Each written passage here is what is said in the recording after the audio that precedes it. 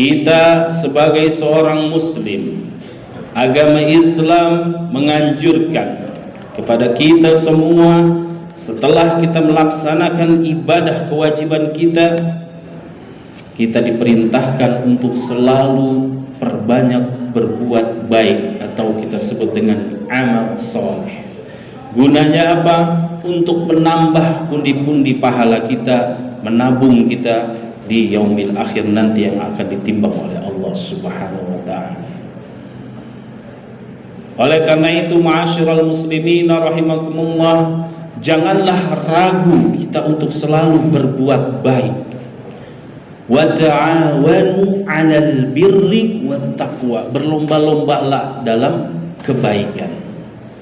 Tapi ada sabda Rasulullah sallallahu alaihi wasallam, sittatul asya tuhbitul a'mal. Rasulullah sallallahu alaihi wasallam bersabda, wahai kaum muslimin dan muslimat umat Muhammad sallallahu alaihi wasallam, perhatikan bahwa ada 6 perkara yang akan merusak, mengikis sedikit demi sedikit amal perbuatan soleh kita.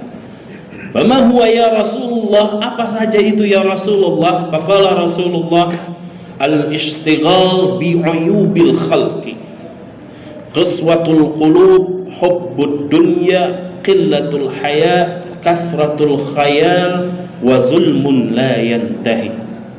Rasulullah suatu ketika menjelaskan kepada para sahabatnya 6 perkara yang bisa menggugurkan amal soleh kita, mengikis sedikit demi sedikit di yaumil akhir nanti, ketika kita di yaumul mizan ditimbang amal-amal kita.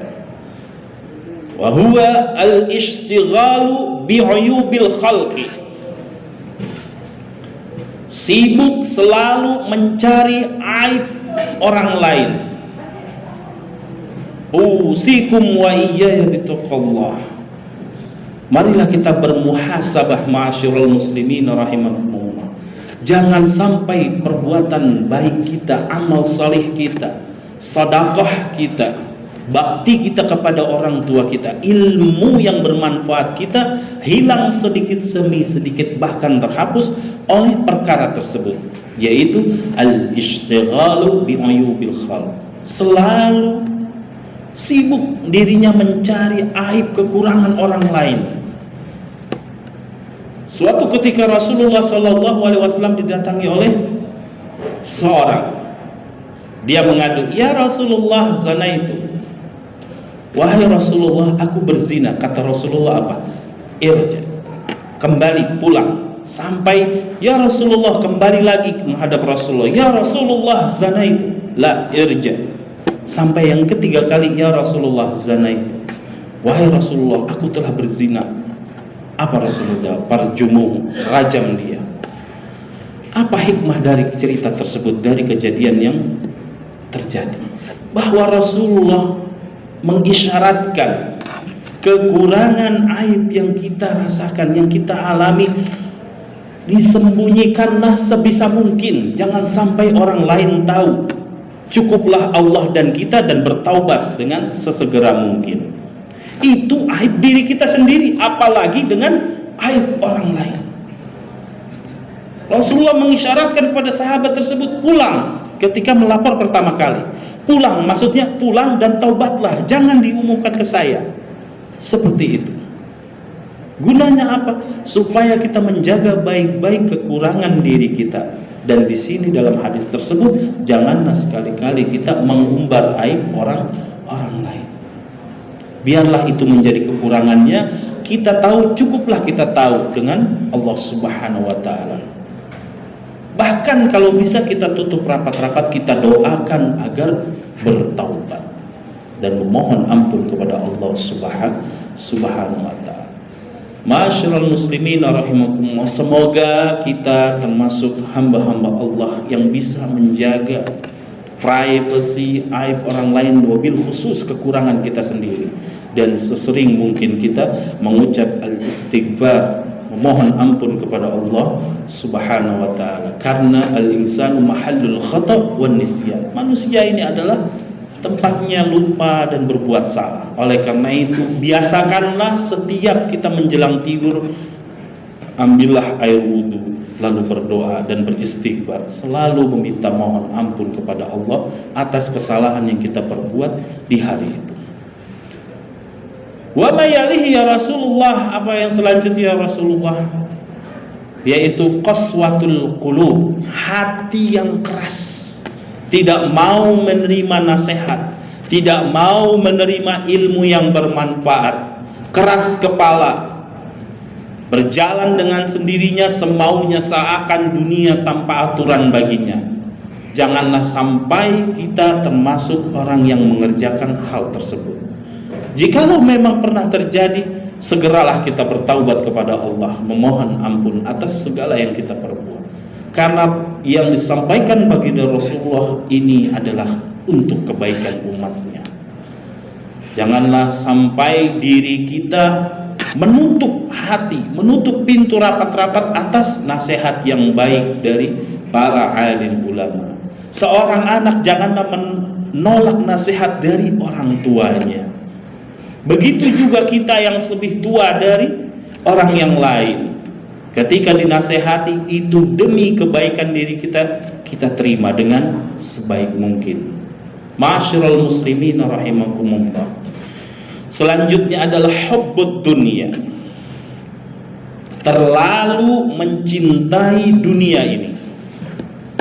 Kita hidup di dunia ini tidak lebih dari 100-200 tahun. Paling lama yang Allah beri kesempatan hidup panjang 120, selebihnya rata-rata kita 60 tahun, 70 tahun. Dalam surat Yasin sudah dijelaskan, wa ma nu'ammirhu nunakkishu fil khalq. Barang siapa yang dari hambaku aku panjangkan umurnya, aku kembalikan dia ke seperti asli penciptaannya. Semakin panjang umur kita, semakin lemahlah fungsi tubuh kita, berkurang fungsinya, dari gigi, rambut, jalan lebih lambat dan sebagainya. Oleh karena itu perlu dicamkan dalam hati kita masing-masing ayat Quran yang berbunyi firman Allah, yaitu a'udzubillahi minasyaitonir rajim, bismillahirrahmanirrahim, wa ma khalaqtul jinna wal insa illa liya'budun. Allah berfirman, wahai, aku tidaklah menciptakan bangsa jin dan manusia di muka bumi ini kecuali illa liya'budun, beribadah kepadaku. Tidak semata beribadah hanya sholat 5 waktu. Kullul a'mal wal jawarih minaz zahira wal batina bima yuhibbuhullah. Setiap perbuatan, gerak-gerik tubuh kita dari yang zahir dan batin, bima yuhibbullahu wa yardah, yang mana Allah cintai dan ridha, fahiya al-ibadah. Jadilah pergerakan semua itu menjadi nilai ibadah. Ma'asyiral muslimin rahimakumullah, kaitannya adalah hubbud dunia. Janganlah kita terlalu mencintai dunia ini. Jadikan setiap amal, kegiatan, kesibukan kita di dunia ini menjadi nilai ibadah yang akan mengurangi kita terlalu mencintai di dunia ini. Niatkan langkah kaki kita di pagi hari membuka pintu bismillah tawakkaltu 'alallahi la haula wala quwata illa billah, mencari nafkah karena mencari ridha Allah, bukan semata untuk mengenyangkan perut dan berteduh di tempat tinggal. Itulah bedanya al-muslimin wa ghairil muslimin. Kita punya tujuan hidup al-Islam. Ada rule of way, ada tujuan hidupnya, ada aturannya. Bahkan sampai tidur kita pun menjadi nilai ibadah ketika kita niatkan dengan ikhlas lillahi ta'ala, mengistirahatkan fungsi tubuh kita untuk nanti ketika bangun bisa beribadah lagi dengan giat. Bahkan makan kita bisa menjadi nilai ibadah ketika kita nilai dengan bismillahi awwaluhu wa akhiruh, atau Allahumma barik lana fima razaqtana wa qina adzabannar. Itulah fungsinya setiap amalan kita diawali dengan doa. Ma'asyiral muslimin rahimakumullah. Untuk apa? Agar mempunyai value, nilai, supaya tujuan kita tidak hanya perut atau kesenangan di dunia ini, tapi semata-mata mencari ridho Allah subhanahu wa ta'ala. dan terjauh dari hubbud dunia. Mereka yang mengaku muslim tapi dia pagi sholat subuhnya telat, lebih mengutamakan berangkat pagi ke tempat pekerjaannya dan melupakan sujud kepada Allah Subhanahu wa taala. Nauzubillah min dzalik. Camkan itu, wa'asyiral muslimin rahimakumullah. Allah berikan kita 24 jam. Allah turunkan perintah salat hanya 5 kali. Yang mana dalam peristiwa Isra Mi'raj itu salat aslinya ada 50 kali.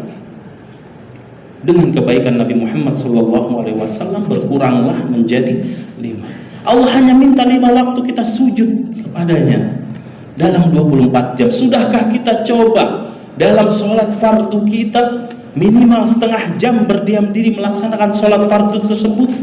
Sudahkah kita coba menikmati duduk di majlis, menikmatinya dengan hikmat, berzikir, bertafakur bahwa kita adalah hamba Allah yang dhaif, yang lemah, memohon selalu kepada yang maha perkasa Allah Subhanahu wa taala melancarkan seluruh kehidupan kita ini agar menjadi nilai ibadah. Kaitannya adalah jangan sampai kehidupan di dunia kita ini menjadi hubbud dunia yang berlebihan. Janganlah kita sampai mencintai dunia ini yang berlebih-lebihan, yang nanti akan mengikis sedikit demi sedikit amal soleh kita di yaumil akhir. Ma'asyiral muslimin rahimakumullah. Selanjutnya adalah qillatul haya, sedikitnya rasa malu, hilang rasa malu. Berapa banyak anak-anak yang sudah ada tidak malunya lagi membentak orang tuanya. Tidak ada rasa malu, mereka selalu berjalan bergerombolan dengan sebagainya. Cobalah kita ajak keluarga kita agar menjadi keluarga yang baik, yang islami.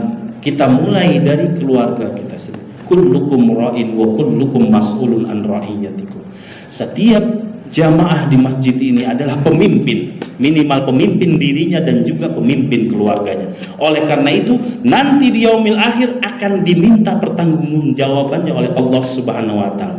Oleh karena itu mari kita bina, kita pimpin keluarga kita, minimal lingkup yang kecil, kita arahkan anak, istri kita, saudara kita ke jalan yang benar, yaitu mencari nilai value lil ibadah. Kita diciptakan di dunia ini hanya untuk beribadah, tidak ada yang lain. Ma'asyiral muslimin rahimakumullah. Yang selanjutnya adalah kathratul khayal, terlalu banyak berangan-angan. COVID-19 ini Allah uji kita dengan suatu wabah COVID-19. Jalankan protokol kesehatan dengan baik dan disiplin, tapi jangan sampai mengikis, mengurangi kemauan kita untuk beribadah.